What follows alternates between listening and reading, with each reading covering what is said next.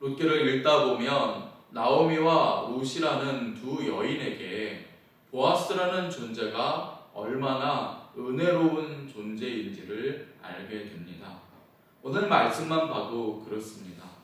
오늘 본문은요, 보아스가 자기 밭에 떨어진 이삭을 주우러 온 룻에게 하루 동안 얼마나 많은 은혜를 주었는지를 기록하고 있습니다. 첫째로 보아스는 룻을 보호하는 은혜를 주고 있지요. 보아스는 룻에게 말하기를 이제부터는 이삭을 주우러 다른 밭으로 가지 말라고 합니다. 밭에서 일하는 남자들에게 당부해서 룻을 건드리지 않도록 조치를 취했으니 마음 편하게 밭에서 일하라고 안심을 시키고 있습니다. 그래서 이제 룻은 이 밭 저 밭으로 일하러 다니면서 젊은 여자가 타국당해서 그것도 거친 노동의 현장에서 당할 수 있는 수치와 사고를 겪지 않아도 되게 되었습니다. 둘째로 보아스는 룻을 위로하는 은혜를 베풀어 주고 있습니다. 본문 11절을 보시면 보아스가 얼마나 룻을 잘 이해하고 있는지, 또한 룻을 하나의 훌륭한 사람으로 얼마나 잘 대우해 주고 있는지를 우리가 볼 수 있습니다. 본문 11절입니다. 보아스가 그에게 대답하여 이르되 내 남편이 죽은 후로 내가 시어머니에게 행한 모든 것과 내 부모와 고국을 떠나 전에 알지 못하던 백성에게로 온 일이 내게 분명히 알려졌느니라. 보아스는 룻이 시어머니에게 했던 아름다운 일들을 잘 알고 있다라고 그렇게 말해줍니다. 그리고 룻이 하나님의 백성이 되기 위해서 육신의 부모와 정든 고국을 떠난 사실에 대해서도 높게 평가하고 있습니다. 이러한 룻을 보아스는 진심으로 축복하고 있지요. 본문 12절을 보시면 보아스가 룻을 축복하는 내용이 다음과 같이 나옵니다. 여호와께서 내가 행한 일에 보답하시기를 원하며 이스라엘의 하나님 여호와께서 그의 날개 아래에 보호를 받으러 온 내게 온전한 상 주시기를 원하노라. 보아스는 주께서 룻이 행한 일에 보답하시기를 바란다, 그렇게 축복합니다. 그리고 주님의 날개 아래에 보호받으러 온 룻에게 온전한 상을 베풀어 주시기를 원한다라고 진심 어린 축복을 전하고 있습니다. 이 말을 들은 룻은 보아스의 따뜻한 마음씨에 감동을 받지요.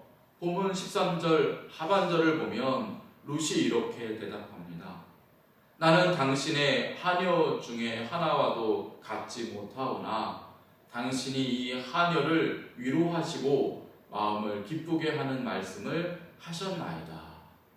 그렇게 말하고 있죠. 지금 룻은 보아스의 밭에서 떨어진 이삭을 줍는 하찮은 그런 여자에 지나지 않습니다. 그 밭에서 일하는 종들만도 못합니다. 하지만 이러한 룻을 보아스가 어떻게 대우합니까? 위로하고 높이 평가하고 축복하고 있습니다. 그 말을 듣는 순간 룻은 지난날의 그 모든 외로움과 고통이 한순간에 사라지는 듯한 진정한 위로를 경험했던 것입니다. 그런데 보아스가 룻에게 베푼 은혜는 이것에서 그치지 않습니다. 이번에는 자기의 식탁으로 룻을 초대하기까지 합니다. 본문 14절을 보면 이렇게 기록되어 있죠. 식사할 때에 보아스가 룻에게 이르되 이리로 와서 떡을 먹으며 너의 떡 조각을 초에 찍으라, 그렇게 이야기를 합니다. 룻은 노예와 같습니다. 그런데도 보아스는 주인의 상에서 같이 먹자고 룻을 초대하고 있지요. 정말 있을 수 없는 은혜를 베풀고 있는 것입니다. 그래서 14절 하반절을 보면 룻은 보아스의 이 초대가 너무나 황송해서 보아스 옆으로 가서 함께 식사하지는 못하고 겨우 곡식 베는 자들 곁에서 앉아 식사를 함께 하는 것을 볼 수가 있습니다. 마지막으로 보아스가 룻에게 베푼 은혜는 넘치도록 풍성하게 채우는 은혜였다. 그렇게 말씀할 수 있습니다.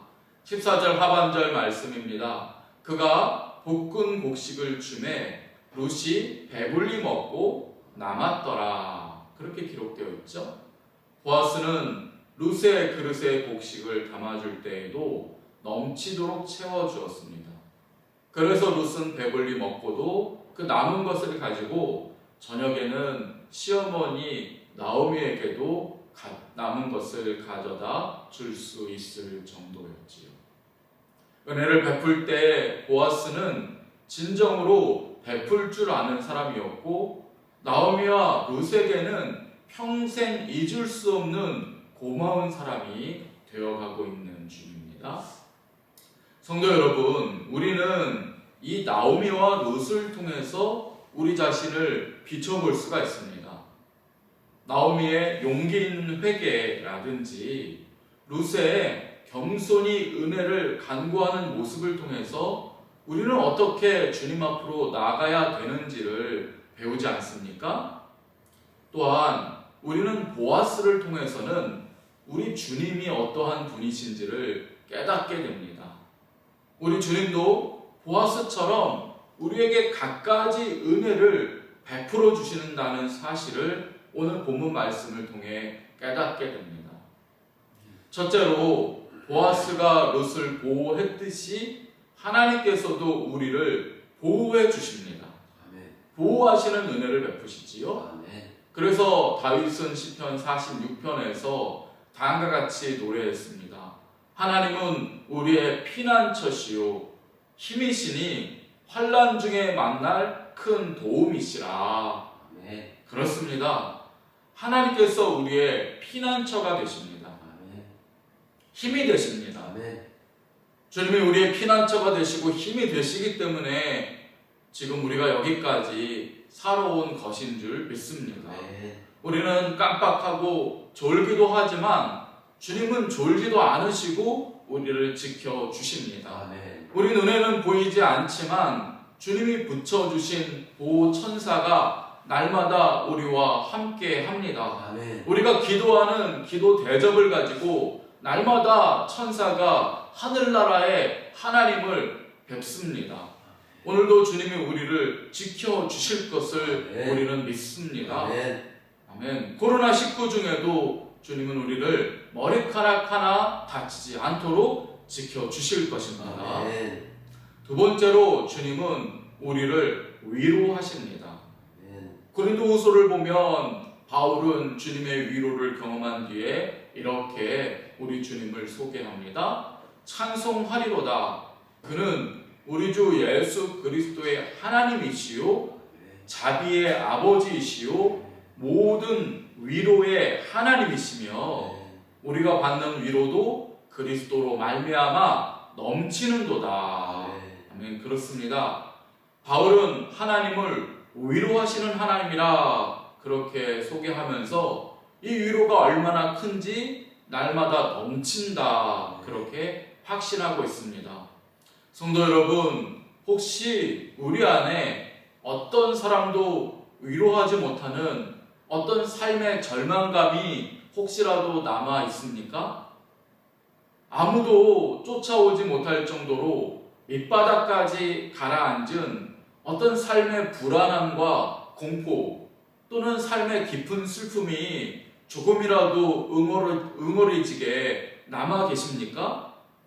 여러분, 그럴지라도 우리 주님이 위로하실 수 있다는 사실을 믿으시기 바랍니다. 룻의 고통과 그 외로움을 보아스가 충분히 위로해 주었듯이 우리의 신랑 되시는 주님은 우리를 위로하실 수 있습니다. 주님이 위로하시면 우리가 한 움큼이라도 가지고 있는 그 삶의 깊은 슬픔과 그 마음의 모든 불안과 공포까지도 주님이 위로하시고 회복시켜 주실 수 있는 것입니다. 어려울 때, 힘이 들 때, 스트레스를 받을 때 세상의 어떤 것에 도움을 요청하지 마시고 우리를 위로하시는 주님께 우리를 내어놓으시기 바랍니다. 아멘. 주님만이 우리의 위로가 되시고 아멘. 회복이 되시는 줄을 아멘. 믿습니다. 아멘. 또한 성도 여러분, 주님은 우리에게 은혜를 베푸실 때에 교제하시는 은혜를 베풀어 주십니다. 보아스가 룻을 교제의 자리로 초대한 것처럼 주님은 늘 우리에게 영혼의 식탁을 차려주시고 그 안으로 우리를 초대하셔서 교제 나누기를 원하십니다. 고린도전서를 보면 바울은 이렇게 말씀하죠. 너희를 불러서 그의 아들 예수 그리스도 주와 더불어 교제하게 하시는 하나님은 미쁘시도다. 아멘. 그렇습니다. 보아스가 룻을 식탁으로 초대했을 때 어땠습니까? 룻은 그것이 너무나 황송해서 보아스 옆으로 가지도 못했습니다. 그렇다면 만왕의 왕이요 만주의 주이신 우리 주님께서 우리를 영혼의 식탁으로 초대하시고 교제를 나누고자 부르신다면 그것이 얼마나 황송하고 큰 은혜겠습니까? 그런데요, 주님은 이 황송한 은혜의 자리로 날마다 우리를 초대하십니다. 새벽의 황금 식탁의 자리입니다. 매주일 예배가 그렇게 주님이 초대하시는 영혼의 교제 자리입니다. 또 우리가 늘 언제나 필요할 때마다 주님 앞에 무릎 꿇고 기도하면 그때마다 주님께서 성령 하나님의 은혜 가운데서 영원한 교제의 자리를 우리에게 베풀어 주십니다. 이 은혜가 얼마나 큰지 모릅니다. 그런데요, 때로는 우리는 게을러서, 때로는 우리는 세상을 바라보느라 주님이 베푸신 이 교제의 자리를 마다하고 외면할 때가 있습니다. 성도 여러분, 우리는 이 어리석은 일을 해서는 안 되겠습니다. 우리는 주님이 초대하시는 자리라면 그것이 새벽이든지 또는 매 주일이라든지 언제라도 빠짐없이 즐거이 참여하여서 주님과의 복된 교제를 나눠야 할 것입니다. 마지막으로 우리 주님은 우리를 은혜를 베푸실 때 만족하게 베푸시는 분이십니다. 바울은 에베소서에서 이렇게 말합니다. 우리 가운데서 역사하시는 능력대로 우리가 구하거나 생각하는 모든 것에 더 넘치도록 능히 하시는 분이시다. 아멘. 그렇습니다. 우리가 생각하는 것보다 구하는 것보다 주님이 우리에게 더 넘치도록 은혜를 베푸신다고 하십니다. 오병이어의 기적을 베푸신 주님을 기억하시기 바랍니다. 주님은 배불리 먹고도 12강주리가 더 넘치도록 그렇게 은혜를 베푸시는 분이십니다. 우리 주님은 늘 우리가 원하는 것보다 더 큰 것을 주실 수 있는 하나님이십니다. 성도 여러분, 우리 주님이 이렇게 좋으신 분이십니다. 룻과 나오미에게 보아스가 그렇게 은혜로운 존재였던 것처럼 주님께서는 우리들의 보아스가 되셔서 넘치도록 은혜를 주시고 세밀하게 우리에게 은혜를 베풀어 주시는 하나님이십니다. 아멘. 그렇다면 성도 여러분, 우리가 기억해야 할 것은 꼭 한 가지라고 생각합니다. 다른 무엇보다도 이 하나님의 은혜를 간절히 구해야 한다는 것입니다. 룻은 보아스에게 그렇게 했습니다. 본문 13절을 보면 룻은 보아스에게 이렇게 말하고 있습니다. 룻이 이르되 내 주여 내가 당신께 은혜 있기를 원하나이다. 과연 룻의 그 소원대로 보아스는 평생 룻에게 고마운 사람이 되어 주었고 은혜의 구원자가 되어 주었습니다. 성도 여러분, 우리도 그래야 합니다. 오늘 우리에게 필요한 고백은 이것입니다. 주님, 우리에게는 은혜가 필요합니다. 주여, 우리가 은혜 있기를 원하나이다. 이 간절한 기도에 주님께서 응답하여 주시고 평생 우리를 세밀히 살펴주실 것이며 눈동자처럼 보호하여 주실 줄을 믿습니다. 아멘. 간절히 은혜를 간구하는 룻의 심령으로 주님 앞에 나아가시고 평생 함께 하시는 주님의 풍성한 은혜 안에 거하는 저와 여러분이 되시기를 주님의 이름으로 축원드립니다. 아멘. 기도하겠습니다. 주님, 오늘 룻의 심정으로 주님 앞에 간구합니다. 주여, 우리에게 은혜가 필요합니다. 내 주여, 내가 당신께 은혜 있기를 원하나이다.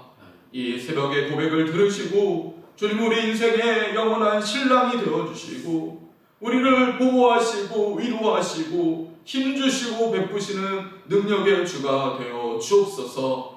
우리의 삶의 공포와 두려움과 불안과 모든 스트레스를 주님 앞에 내려놓고 은혜 베푸시는 주님께 우리의 인생을 맡깁니다. 주님, 책임져 주옵소서. 주님이 반드시 우리를 그렇게 인도하시고 영원한 복된 길로 주께서 인도하여 주실 것을 믿고 감사드리며 예수님 이름으로 기도드립니다. 아멘.